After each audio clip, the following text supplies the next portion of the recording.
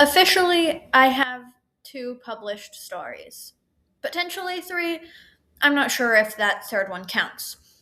Unofficially, I have approximately a Googleplex of unfinished writing lying in journals, the Notes app of various phones, Google Docs, and wherever files go after they're deleted from Google Docs.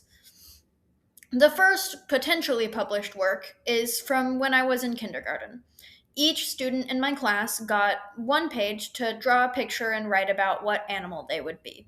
It was compiled into a real paper book that each of us got a copy of. Mine lives in the attic of my parents' house, unless they threw it away during a cleanout, which I sincerely doubt. I'm not certain, but I believe that this book is available only to those who got one in its first and only print run.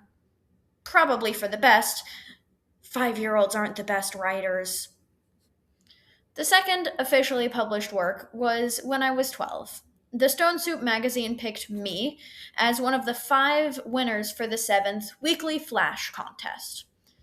The third published work is a poem I wrote when I was 13 that Stone Soup also liked enough to put on their website. Unless you know the very specific internet search to take you to these stories, they're not going to show up when looking me up. For several reasons, including how niche it is, but also because I used a pen name for all of my Stone Soup submissions. Of course, the stories I'm actually proud of aren't published. Random ideas jotted down in notebooks. The worst story I ever wrote that I permanently deleted from my drive years ago.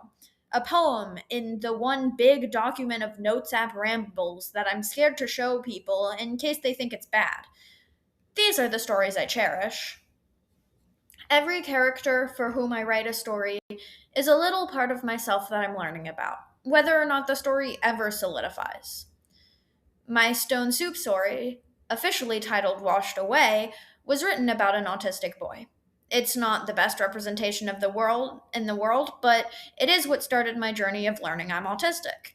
The worst story I've ever written was how I learned to play around with gender until I was happy with one. It's how I learned to talk about my depression and transness and growing up feeling wrong. I'm not a published author, really, and I'm not a particularly good one either. The Ellie that wrote about what animal she would be, and the Samson that wrote Washed Away would be upset to hear me say that. All they ever wanted was to be an author, after all. But I've changed since then. I'm in college to become a therapist and help kids like Samson and Ellie become adults. But that doesn't mean that I'm done with writing. I write because I love to, but more than that, I write for the same reason I'm learning to be a therapist. I write with the hope that I can improve one person's life. I write with the hope that I can reach at least one queer kid who needs to hear that queer kids become queer adults, become queer seniors. I write so that I can take the hand of someone hurting and tell them they're not wrong or broken and they're allowed to love themselves. That's why I write.